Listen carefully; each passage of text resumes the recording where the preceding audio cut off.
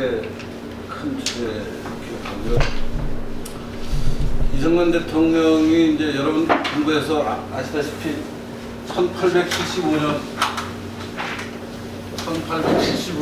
태어나서 1965년 94 이렇게 사셨거든요.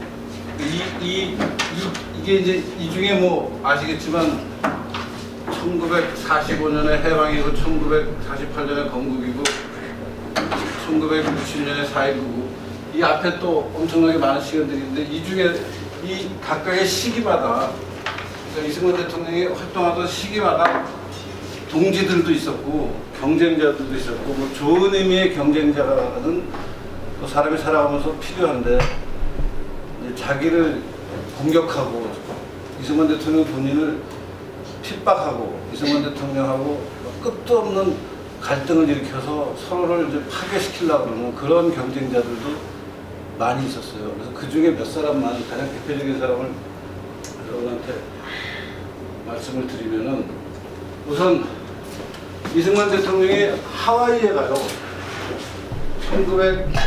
1920년대에서 1900요 사이에 하와이 그러니까 이 전에는 이제 미국에서 유학하는 거죠. 미국에 가서 유학하는 기간이 있고 유학이 끝나고 한국에 잠깐 나와서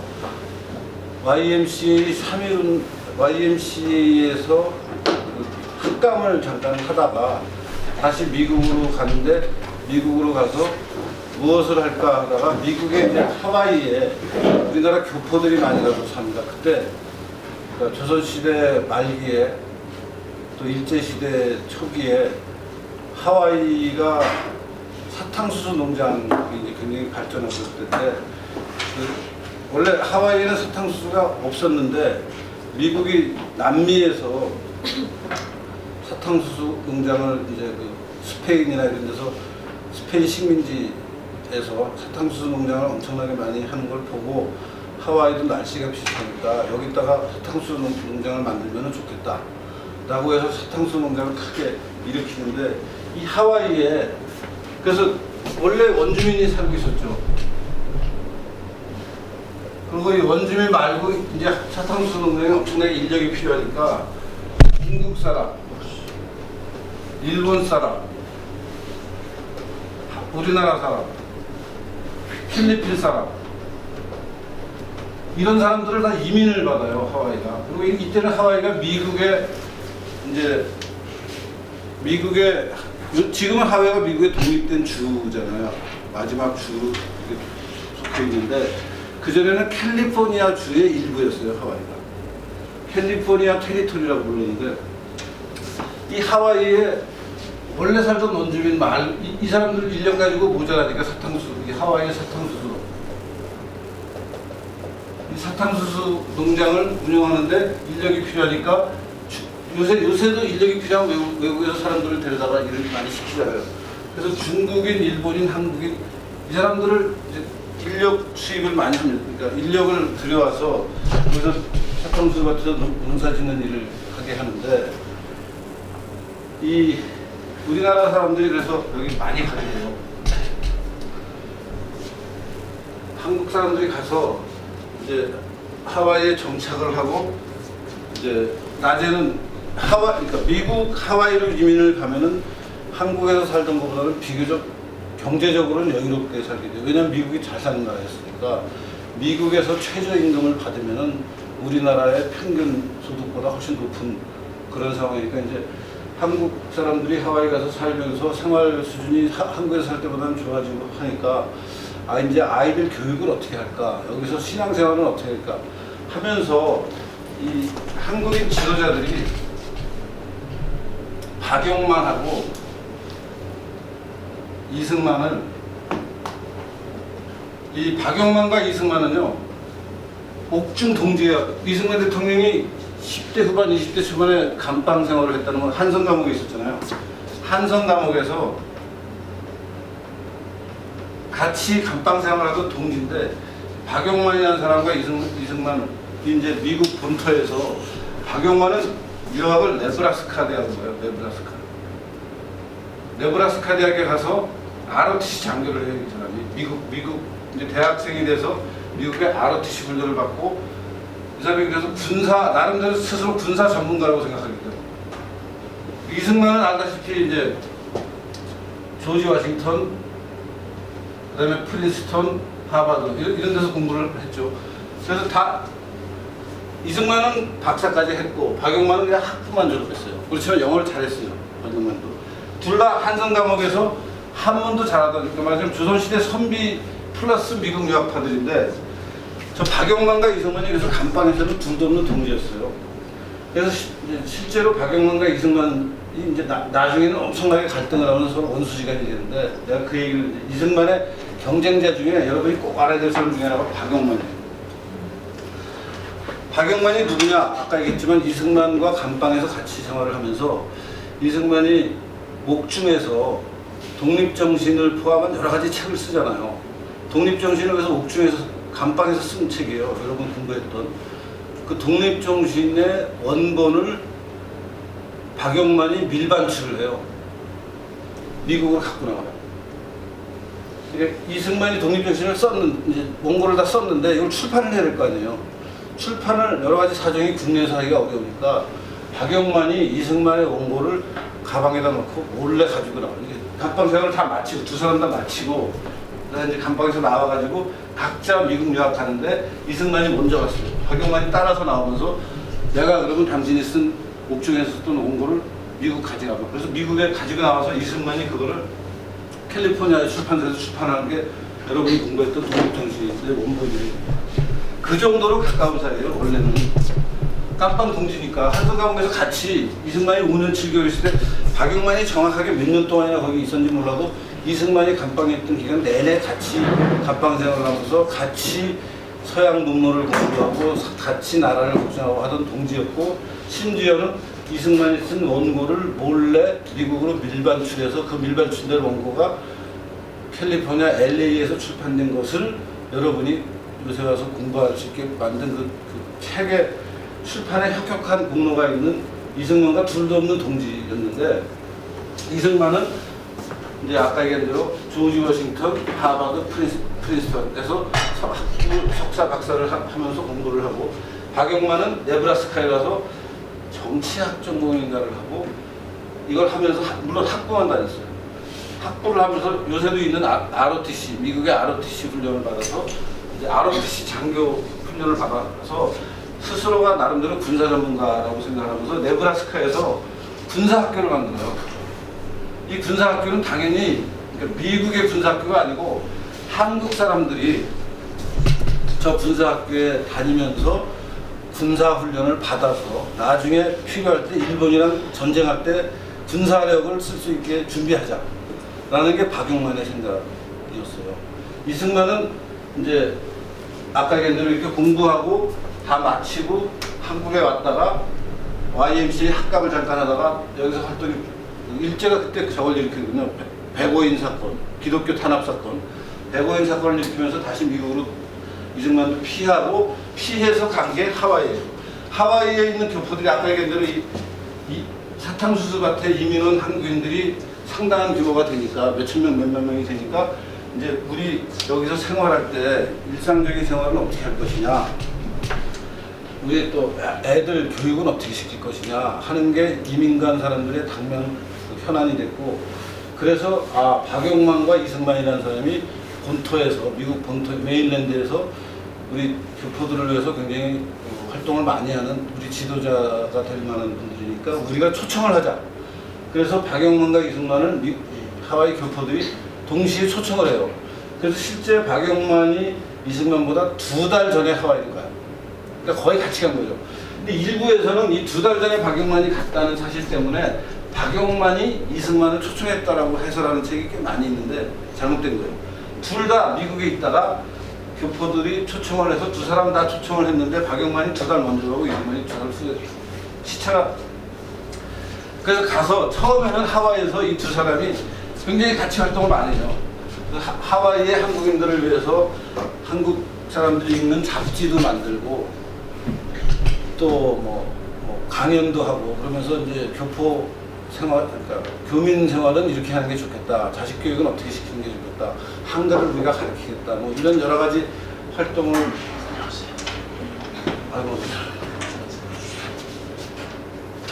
그런 활동을 같이 손잡고 하는데 슬슬 문제가 생기기 시작해요. 왜냐하면 박영만은 얘기한 대로 이 군사학교를 네브라스카라는 데서 만들어가지고 한국 사람들을 훈련해서 일본 제국주의와 전쟁을 하는 걸 준비해야 된다라는 노선을 갖고 있는데 이게 얼핏 들으면 말이 되는데요. 사실은 잘 생각하면 너무 좀 황당한 게 미국이에요 지금. 이게 만주벌판 같이 치안이 잘 만주는 그 당시에 1920년대 만주는 우리나라는 망했고 일본이 만주를 노리고 있었고 중국이 원래 만주의 주인인데 엉망진창이 돼 있고 소련이 만주를 노리고 있고 그러니까 만주는 치안이 굉장히 나빠요. 어느 특정한 국가가 완벽하게 만주의 헤게모니를 잡고 여기 질서를 유지하고 있다 라는 상황이 아닌 게 1920년대 30년대 만주예요. 그래서 마적대가 창궐하고 뭐 우리나라 독립운동 단체들이 만주에서 활동할 수 있는 공간이 생기는 게 특정한 나라의 치안이 확실하게 장악하고 있지 못하니까 이제 치안이 부재하니까 거기 빈 공간에 들어가서 각자가 하고 싶은 일을 막 하는 게 만주의 상황인데 만주에서의 얘기를 듣고 박영만은 똑같은 걸 미국에서 하려고 그러는 거예요. 근데 미국이라는 나라는 본토에서 더구나 미국 정부가 있고 미국의 그 공공질서가 있는 거 아니에요. 그 공공질서 하에서 군사훈련 학교를 만들어서 여차하면 군사력을 행사할 수 있게 준비하겠다라고 하는 게 우리가 그런 맥락을 생각 안 하고 들어보면 아 박영만이 화끈하게 독립운동을 한 사람이었구나라고 생각하기 쉽지만 사실 따져보면 너무 말이 안 되는 얘기예요. 예컨대 지금 우리나라에서 알카에다가 군사학교를 운영해가지고 여기서 알카에다 군사학교를 비밀리에 운영해서 그 사람들이 여차하면 알카에다 독립운동으로 투입하겠다라고 하면 우리나라 정부가 그걸 알고 허용하겠어요? 택도 안 되는 소리 하지 말라고 그러는 말도 안 되는 소리 하려고 그러는 거죠. 그런 일을 박영만이 미국에서 하겠다고 하니까 이승만이 야, 용만아, 너 뜻은 좋은데 너 그러면 안 된다. 이제 다 이런 관계가 자꾸 생기는 거예요. 이걸 박영만이 네브라스카에서 하다가 하와이로 가니까 하와이에서 똑같은 일을 하려고 해요. 이승만은 그게 아니고 학교를 세우자, 교회를 세우자, 잡지를 만들자, 글을 쓰게 하자. 이런 걸 통해서 우리 교민들의 역량을 좀 끌어올리자. 우리 교민들이 한국에서 조선에서 살다가 미국에 와서 영어도 못하고 또 조선 문화도 제대로 유지 못하고 여러 가지 문제가 있으니까 이 사람들이 교포 생활을 잘 할 수 있게 이런 문화 활동을 통해서 이 사람들의 역량을 좀 끌어올리고 2세 교육을 잘 시켜서 그 2세들이 나중에 교육을 잘 받은 다음에 우리나라 독립을 위해서 활동하게 하는 게 좋지 않겠느냐 하는 생각을 해요. 이승만은. 나는 그게 정상적인 상황 판단이라고 생각하는데 박영만은 하와이에 가서도 이승만과 계속 같이 이제 처음에는 친구로 열심히 활동을 하다가 계속해서 아까 얘기한 그런 군사적인 노선으로 가야 된다. 우리가 하와이에서 그래서 실제 박영만이 세운 학교 이름이 산너머 병학교라고 하와이를 가본 사람 알겠지만 하와이 그 호놀룰루 항구가 있는 조그만 평야 지역 말고는 굉장히 그 산림이 울창한 열대 지방 그 섬인데 엄청나게 산이 높아요.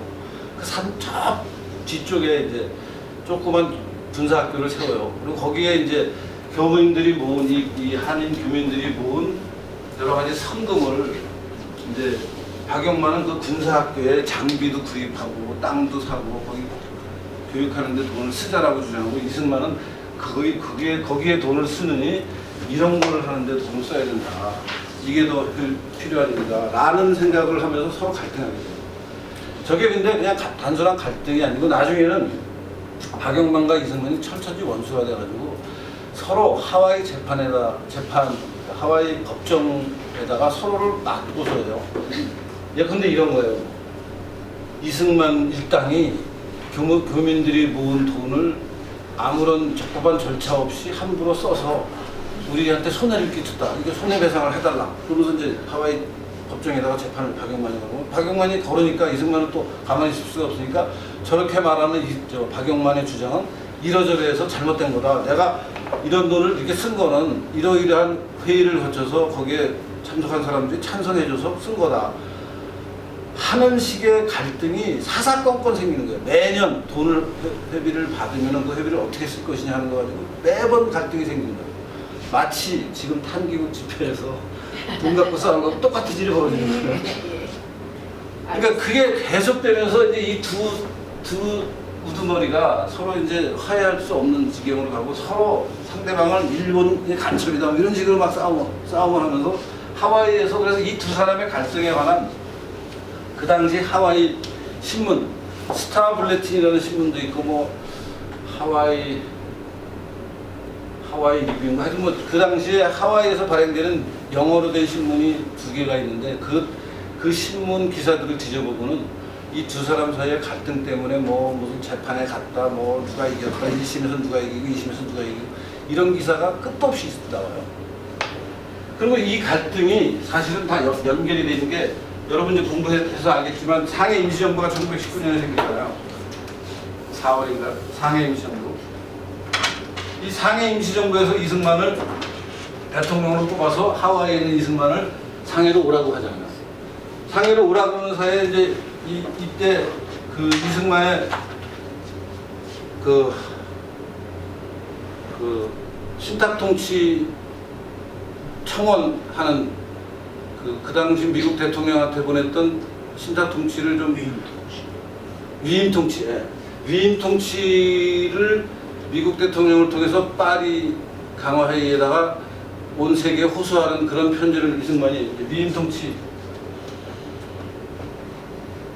청원을 하잖아요. 이 위임통치 청원을 두고 또 이 상해 임시정부에서 엄청나게 갈등을 하죠. 아니 그래서 그때 이제 신채호가 하는 말이 뭐 생기지도 않은 나라를 팔아먹은 이승만은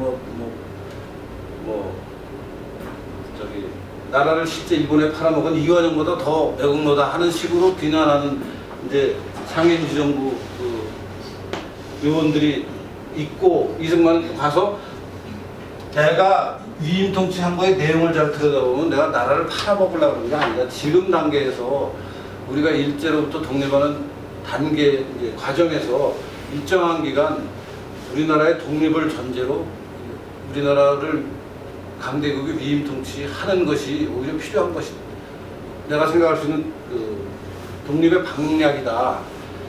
그리고 실제 여러분한테 내가 지난 시간에 얘기했지만 김규식도 똑같은 청원을 해요. 김규식이 한 거나 이승만이 한 거나 위임 통치가 똑같아요. 근데 김규식 건 문제 삼고 이승만 건만 문제 삼고.